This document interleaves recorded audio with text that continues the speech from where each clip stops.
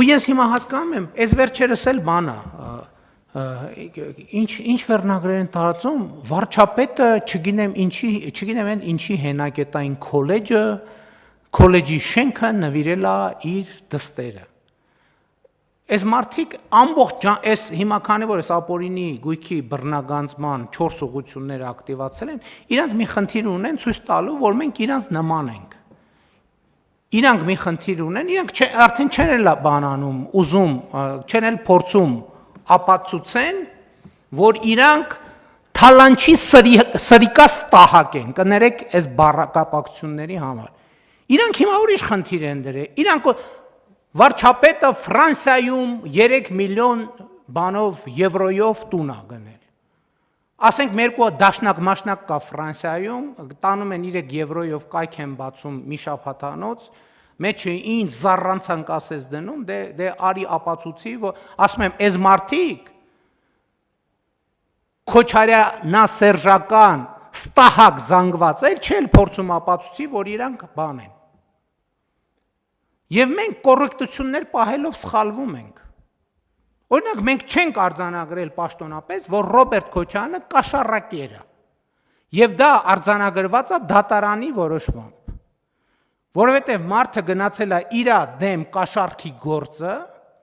ասել է վաղեմության ժամկետ կիրառեք։ Դա տեղի է ունենում այն ժամանակ, երբ որ ինքը խոստովանում է, որ ինքը կաշառակեր է։ Հիմա Հայաստանի Հանրապետության դատական համակարգում պաշտոնապես արձանագրվել է,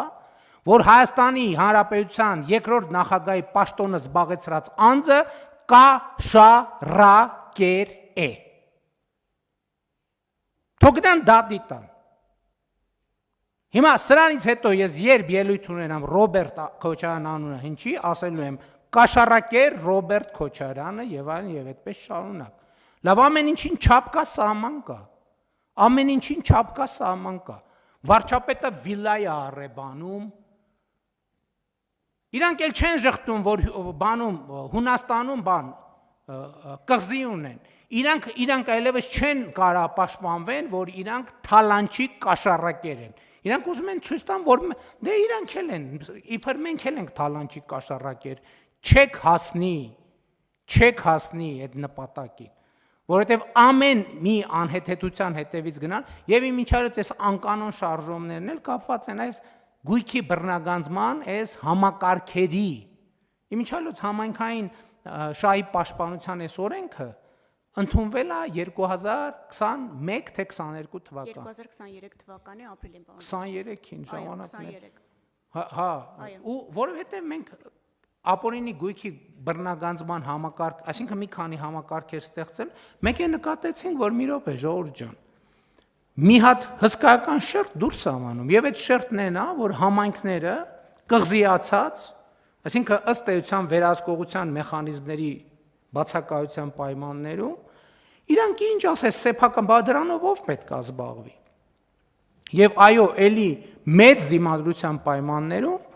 համայնքային շահի այս գործառույթը վերապահեցինք դատախազության։ Այն ժամանակ էլ էր ասում, վայ, բռնապետական համակարգ ենք սարքում եւ այլն, ուր այդ բռնապետական համակարգը։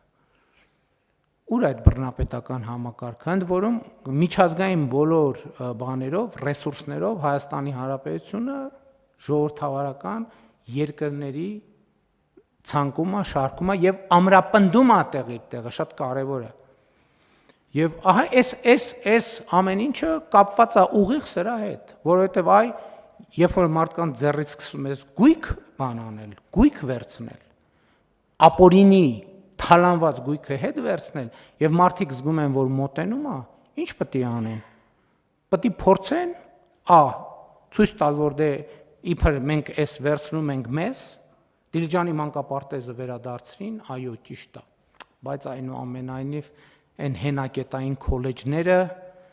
հանրապետության հենակետային քոլեջների մի մասը վարչապետը նվիրեց դստերը, երկրորդ մասը երկրորդ դստերը, երրորդ մասը երրորդ դստերը, չորրորդ մասը ընդհանրապես բաները, համալսարանները որդուն է նվիրել, բաները, մարզադաշտերը եւ մարզադպրոցները, ասենք չգիտեմ, ելում եւ այդպես շարունակ։ Բայց մենք շարունակելու ենք այդ բոլոր թալանվածները հատիկ վերադարձնել։ Ուրիշ տարբերակ չկա, չեմ փախնի։ Ոնց որ ասել են ոչ մի ձուկ եւ ոչ մի մուկ չի պլստալու, արդեն չեմ պլստում։ Ու դրանից անկանոն շարժումներ եւ անկանոն գորգորոսներով լցրել են Հայաստանի Հանրապետությունը։